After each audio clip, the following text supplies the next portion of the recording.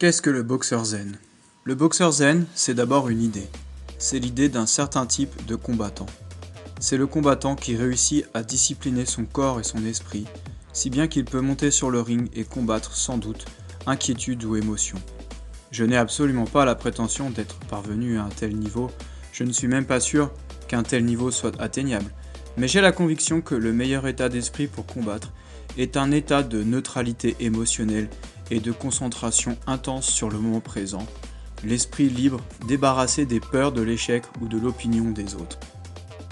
J'essaie chaque jour d'avancer sur cette voie du boxeur zen et j'ai créé cette chaîne pour partager mes découvertes et mes expériences.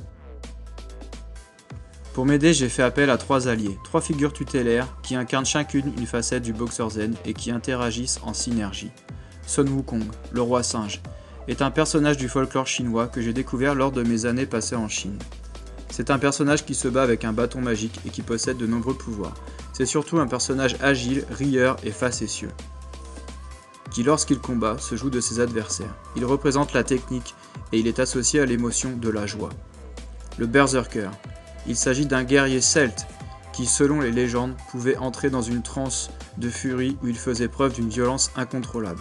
On dit même qu'il pouvait se transformer en ours. Il représente le pôle de la force physique et de l'esprit guerrier. Son émotion est celle de la détermination.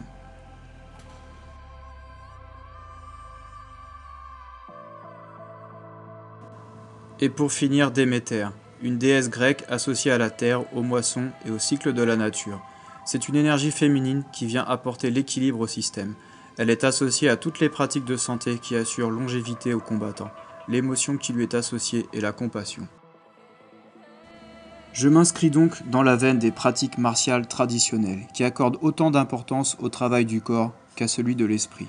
Cependant, j'ai voulu suivre ma propre voie, car j'ai toujours trouvé qu'il manquait quelque chose à toutes les pratiques que...